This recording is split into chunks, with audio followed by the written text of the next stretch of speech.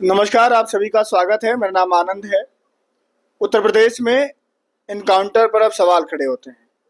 Encounter होता है तो पता लगाया जाता है कि इनकाउंटर फर्जी है या सच में इनकाउंटर में मारा गया अपराधी मारे जाने के काबिल था। इस पर सवाल खड़े होते हैं। हालिया मामला आपको पता होगा कि मंगेश यादव, जौनपुर के मंगेश यादव का इनकाउंटर हुआ था। तमाम सवाल खड़े हुए थे। समाजवादी पार्टी के मुखिया अखिलेश यादव ने सवाल खड़े किए थे। उसके बाद उसी मामले में सुल्तानपुर में जो सोना लूटकांड हुआ था, उसी मामले में अनुज प्रताप सिंह अमेठी के रहने वाले थे। एसटीएफ का कहना है कि वो भी फरार चल रहे थे, 1 लाख के इनामी बदमाश थे। उन्नाव में उनका भी फर्जी एनकाउंटर करके मार दिया गया। फर्जी शब्द उनके परिवार वालों को कहना है। परिवार वाले भी कह रहे हैं कि तमाम 38 मुकदमे वाले जो लोग हैं उसी मामले में वो सरेंडर करके जेलों में सुरक्षित है, जान नहीं गई उनकी।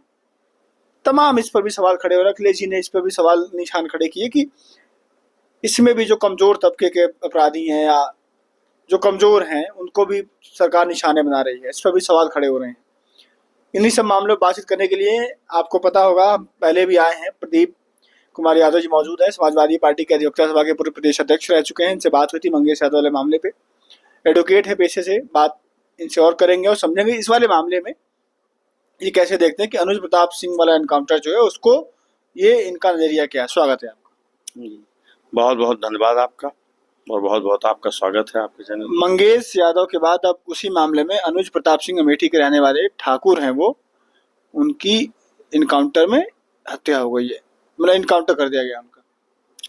ये जो हमने उनके अनुज प्रताप सिंह के बहन का बयान सुना है और जो अभी तक सोशल मीडिया के माध्यम से और तमाम जो समाचार पत्रों के माध्यम से जो चीज़ प्रकाश में आ रही है, उसके आधार पर मैं कह सकता हूं कि ये अनुज प्रताप सिंह का भी टोटली फेक एनकाउंटर है।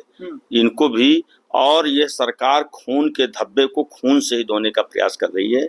इस पे मंगेश यादव के मामले से जो सरकार की फजीहत हो रही थी, उस फजीहत को टालने के लिए, उसको पीछे लाने के लिए, उस खबर को दबाने के लिए अनुज प्रताप सिंह का भी फेक एनकाउंटर किया गया है।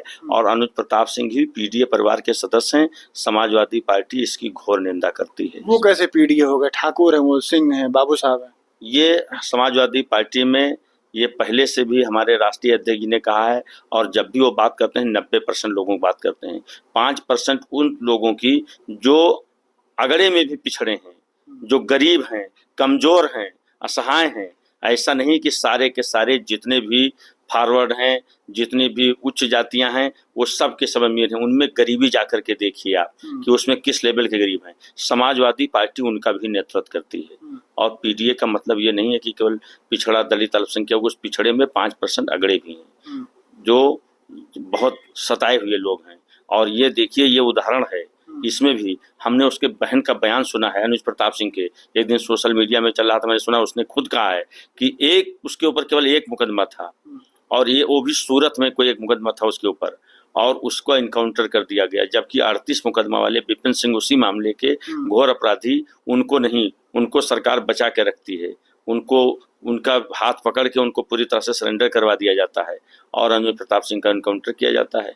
तो इसलिए हमने इसको 1 लाख के इनामी बदमाश बन गए थे अनुज प्रताप सिंह। अब एक मुकदमे के आधार पर कैसे 1 लाख? अगर सरकार इतना साफ सुथरा है तो वो बार बार, हमारे राष्ट्रीय अध्यक्ष जी ने बार बार सवाल उठाया कि टॉप 10 माफियाओं की लिस्ट जारी करे।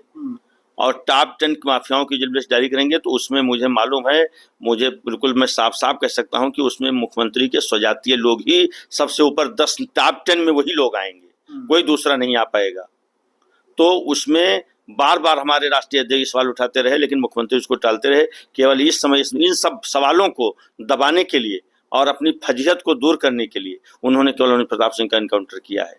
इसलिए महात्मा गांधी ने भी कहा था कि आंख के बदले आंख का, अगर आंख के बदले आंख ली जाएगी तो पूरी दुनिया अंधी हो जाएगी। इसलिए ये सिद्धांत बिल्कुल मुख्यमंत्री जी का गलत है। इसके मैं कड़े शब्दों में निंदा करता हूँ। आपने ही कहा था पिछले इंटरव्यू में कि एसटीएफ का मतलब स्पेशल ठाकुर फोर्स हो गया है जी। अब तो ठाकुर ही मारे गए हैं। ये बात ये नहीं, ये ठाकुर नहीं है। ठाकुर को मैं अगर बात कर रहा हूँ, इसमें तो हमने कहा कि ये कमजोर हैं। ठाकुर, हम बार बार जब हमारे राष्ट्रीय अध्यक्ष ने कहा कि टॉप 10 माफियाओं की लिस्ट जारी करिए। और अब यही नहीं, बस साहस की जहां तक बात आती है, अभी भारतीय जनता पार्टी के नेता ही मुख्यमंत्री के साहस पर सवाल खड़े कर रहे हैं कि और प्रदेशों में और जगह कहाँ मुख्यमंत्री अभी उन्होंने बाबा रामदेव की कंपनियों की जांच कराई, ये कराई। उसी मुद्दे को लेकर के बृजभूषण शरण सिंह जो पूर्व सांसद रहे हैं और बहुत कद्दावर नेता हैं हमारे देवी पाटन मंडल के, उन्होंने सवाल उठाया कि सरकार में अगर साहस है तो यहाँ भी जांच कराए। तो ये सवाल एक तरफ नहीं उठ रहे हैं, ये केवल कमजोर को सताने के लिए। ये बृजभूषण सिंह साहब का बयान सुनिए तो उसमें साफ साफ ये जाहिर होता है कि ये केवल कमजोर को सताने के लिए बड़ी बड़ी जांचें, ये हम ही नहीं कह रहे हैं, ये और जगहों से सवाल उन्हीं पार्टी के लोग सवाल ले रहे हैं। कितने उनके पार्टी के लोग जगह जगह कितनी बार उन्हीं पार्टी के लोग अपनी पार्टी के सवालों में घिरे हुए हैं। योगी जी का विरोध हो रहा है। बिल्कुल योगी जी का विरोध हो रहा है। ये खुलेआम उन्होंने संरक्षण दे रखा है उन अपराधियों को। बड़े अगर संरक्षण नहीं होता तो टॉप 10 माफियाओं के अपराधियों की लिस्ट जारी, उसमें से किसी को मारें, किसी को पकड़ें, किसी की इनकाउंटर करें। कोई अपराधी में से कोई सदन में बैठता है क्या? अब सदन में अब इसकी बात तो खुद मीडिया इसको सामने लाए, आप लोग हैं इसके लिए, आप इस बात को रखें। आप लोगों को आप बहुत ज्यादा कवर करते हैं, आप लोग बहुत दूर तक जाते हैं, आपको खबर होगी इस बात की। आप अच्छे से मीडिया भी कुछ जिम्मेदारी अपने ऊपर ले और मीडिया भी चिन्हित करे कि कौन लोग कहाँ हैं। अखिलेश जी कह रहे हैं कि ऐसी घटनाएं अगर यूपी में होंगी तो इस सरकार का कोई भविष्य है नहीं, ये जाने वाली सरकार 2027 में, तो आने वाले समय में यूपी में डर का माहौल पैदा होगा, कोई निवेश नहीं करेगा, यूपी नहीं आएगा। बिल्कुल सही बात कर रहे हैं। इन्हीं सब बयानों से, इन्हीं से बिल्कुल मुख्यमंत्री जी घबरा गए हैं और इन्हीं सब बयानों को इनसे बचने के लिए, इन पे पर्दा डालने के लिए ही ये कहानी रचित की गई है। ये फेक एनकाउंटर किया गया है, ये इसी का परिणाम है। फेक राष्ट्रीय अध्यक्ष के इन्हीं सब बातों को दबाने के लिए, उनकी आवाज को दबाने के लिए, और इन सब जो है जो माहौल खराब हो रहा है। अनुज सिंह का एनकाउंटर फेक क्यों लगता है आपको? रात में एक आदमी, उसी में विपिन सिंह है जिनके ऊपर 38 मुकदमे हैं, और उनपे नहीं, वो पावरफुल होंगे, उनके बड़े लोगों से आते होंगे, उनके मुख्यमंत्री तक पहुंच होगी।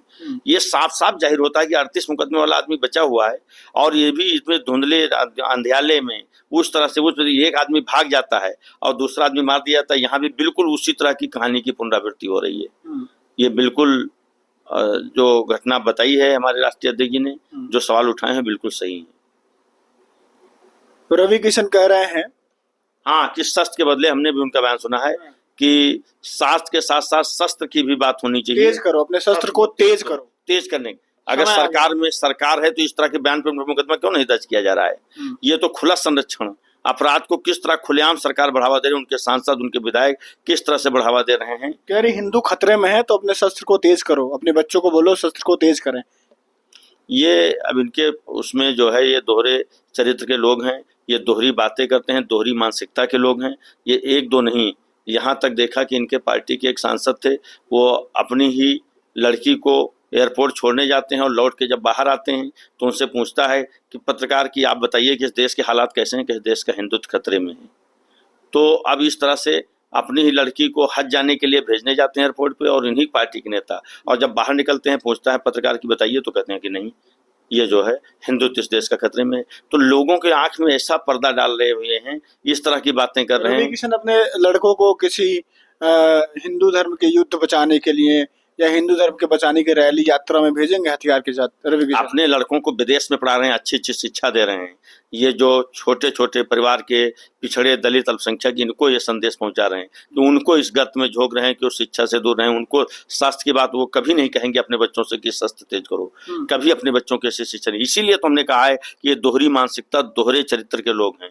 ये अपने लिए कुछ, दूसरे के लिए कुछ। इनके सब बच्चे पता करिए बहुत अच्छी जगह पढ़ रहे होंगे, अच्छे अच्छे स्कूलों में पढ़ रहे होंगे। ये वो जो गरीब असहाय, जो मजदूर, जो नहीं पढ़ा हुए, उनको इस तरह झोंका जा रहा है इस तरह की चीजों में, ये उनके लिए है। अनुज प्रताप सिंह के पिताजी कहते हैं कि अखिलेश यादव के कलेजे में ठंडक पड़ गई है, ठाकुर मारा गया तो।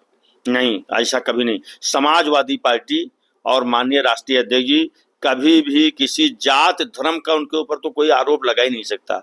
इतने स्वच्छ छवि, इतनी स्वच्छ उनकी सोच है, वो कभी जात पात के नजरिए से कहीं कुछ देखते नहीं, सबको बराबर एक नजर से देखते हैं। ये बिल्कुल बेबुनियाद आरोप है। और इसकी उन्होंने जब अनुज प्रताप सिंह की फेक एनकाउंटर हुआ, इस पे भी उन्होंने ट्वीट किया, इस पे भी सवाल उठाए हैं। बिल्कुल उनको अगर ऐसी कोई चीज होती तो इस पे आवाज नहीं उठाते। आज हम लोग बोल रहे हैं तो उनकी ये सोच है, उन्होंने पहले आवाज उठाई है, तब आज हम लोग इस बात को करें कि सबसे पहले वो जाके पता करें, राष्ट्रीय अध्यक्ष का ट्वीट चेक करें कि अनुज प्रताप सिंह के इनकाउंटर का उन्होंने विरोध किया है, नहीं किया है। तो हर इनकाउंटर पर राष्ट्रीय पर सवाल होगा कि उनके ऊपर कौन सा सवाल? वो तो बिल्कुल साफ सुथरी बात करते हैं। नहीं, हर इनकाउंटर होता है तो एसटीएफ पर सवाल खड़े होते हैं कि बिल्कुल फेक STF इनकाउंटर, फर्जी इनकाउंटर। वो तो बिल्कुल है ही, STF को उन्होंने बना ही रखा है, वो तो पूरी जनता कह रही है। हमने पिछले बार भी आपके चैनल पे कहा था, ये STF का मतलब स्पेशल ठाकुर फोर्स, लेकिन ये केवल पर्दा डालने के लिए, अपने आप को दबाने के लिए एक इनकाउंटर किए। जब तक ये टॉप 10 की सूची नहीं जारी कर सकते और अपने बड़े उस टॉप 10 में से किसी को नहीं मार गिराते हैं, तब तक मैं ये नहीं मान सकता कि ये स्पेशल ठाकुर फोर्स नहीं है। तो लगता है कि जिनकी सत्ता में पहुंच है उनको कुछ नहीं हो रहा है। वो बेचारे अनुज प्रताप सिंह, वो जिस तरह से उनके ऊपर अगर वो होते तो वो भी इतने बताइए एक मुकदमे के आधार पर इस पे अदालत में मुकदमा चलाया जा सकता था, उनको सजा कराई जा सकती थी, बहुत सरकार उन्हें जेल में भेजा जा सकता था, उन्हें जो भी और भी प्रक्रिया है अदालती प्रक्रिया, तो संविधान को तो सरकार मानने को बिल्कुल तैयार नहीं है। इसमें संवैधानिक प्रक्रिया से उन पर कार्रवाई हो सकती थी। इसका जवाब इनकाउंटर होगा। फायरिंग कर रहे थे ना उधर से, तो एसटीएफ के कोई जवान को गोली लग जाती तो क्या करते? ये फेक इनकाउंटर में यही होता है। फेक इनकाउंटर इसी को कहते हैं। इनकाउंटर नहीं है, फेक इनकाउंटर है। ये वो एक मामले का 38 मुकदमे वाला अपराधी गोली नहीं चला रहा है और एक वाला गोली चला रहा है, या 38 वाला सरेंडर कर रहा है, एक वाला, इसको कौन लोग मान लेंगे? लेकिन इन्होंने समाज को इस तरह बना रखा है, धूल झोंक रखा है, आंखों में धूल झोंकने का काम कर रही है भारतीय जनता पार्टी और उनके नेता। इसलिए यह बात कोई विश्वास नहीं कर सकता कि एक मुकदमे वाला अपराधी एसटीएफ पे गोली चलाने की हिम्मत करेगा और 28 मुकदमे वाला सरेंडर, 38 मुकदमे वाला सरेंडर करेगा और एक मुकदमे वाला एसटीएफ पे गोली चलाएगा। ये कौन मान सकता है? जिसकी थोड़ी बहुत भी बुद्धि होगी, सामान्य बुद्धि का व्यक्ति भी ये मानने को तैयार नहीं हो सकता कि एक अकेला आदमी एसटीएफ पे गोली चलाएगा। मानवाधिकार में मामला पहुंचा है, लगता है कि सरकार को खतरा हो सकता है कुछ? सरकार बिल्कुल मानवाधिकार और न्यायालय, अदालत ये सब अपने ऊपर आ जाए, पूरे संवैधानिक दायित्वों का अपने निर्वहन करना शुरू करें तो सरकार जो हमारी संवैधानिक व्यवस्था है उसमें बिल्कुल आएगी, सरकार घेरे में आएगी और सरकार के ऊपर सवाल खड़ा हो सकता है। लेकिन एक दो नहीं, मानवाधिकार में कितने, हमने तो पूरा एनसीआरबी की रिपोर्ट, कितनी रिपोर्टें, कितने कितने मामलों में लोग मानवाधिकार का खुला उल्लंघन कर रहे हैं। लेकिन इन्होंने हर जगह अपना जाल बिछा रखा है, सब किसी को दबाव में ले रखा है। कहीं ना कहीं से इन्होंने हर जगह किसी न किसी एंगल से कहीं ना कहीं दबाव बनाकर उसको पार्टी में शामिल करा लेते हैं। लोगों को, जो मजबूत लोग होते हैं उनके ऊपर दबाव बना लेते हैं, कहीं ना कहीं घेर लेते हैं। ऐसी व्यवस्था इन्होंने बना रखी है, पिछले 10 पूरा कब्जा कर रखा है चारों तरफ। लेकिन अगर कहीं भी उन लोगों के अंदर की सोच जाग गई, मानवाधिकार आयोग हो चाहे न्यायपालिका हो, कुछ दिन ये सख्ते में नजर आएगी सरकार। आखिरी सवाल है, योगी आदित्यनाथ, लगता है कि अब इतना दबाव पड़ेगा, सवाल खड़े हो रहे हैं तो टॉप 10 माफियाओं की सूची जारी कर देंगे या और अपराधी, जो बड़े अपराधी, उनका भी इनकाउंटर हो सकता है? नहीं करेंगे। अभी बताया नहीं आपसे कि ब्रिजभूषण शरण सिंह साहब ने, ब्रिजभूषण शरण सिंह जी ने अभी अभी सवाल उठाया है कि सरकार में अगर हिम्मत हो तो जांच कराए। यहाँ पे और जगहों पे जांच हो रही है, बाबा रामदेव की दवाओं डरते हैं क्या? बिल्कुल, अगर होता नहीं तो कराते नहीं। और उनको तो स्वयं ललकारा है सांसद, पूर्व सांसद। सूची नहीं आ रही है, सूची नहीं आने वाली, कभी नहीं आएगी, हिम्मत नहीं है जारी कर दें। ठीक है, मेरे साथ प्रदीप कुमार यादव जी मौजूद थे, समाजवादी पार्टी के अधिवक्ता सभा के पूर्व प्रदेश अध्यक्ष रह चुके हैं। बातचीत हुई इनसे, और राष्ट्रीय सचिव हैं वर्तमान में समाजवादी पार्टी के। बातचीत हुई अनुज प्रताप सिंह का एनकाउंटर, उस पर लगातार सवाल जो खड़े हो रहे हैं कि ये भी कहीं ना कहीं मंगेश यादव एनकाउंटर के बाद जो सवाल खड़े हुए थे उसको बैलेंस करने के लिए खून के धब्बे को, छींटों को खून से ही साफ करने की कोशिश की जा रही है। आप लोग क्या सोचते हैं इस पूरे मामले में? अपनी राय जरूर दीजिएगा। कोई भी अगली खबर आएगी आपको जरूर बताएंगे। नमस्कार।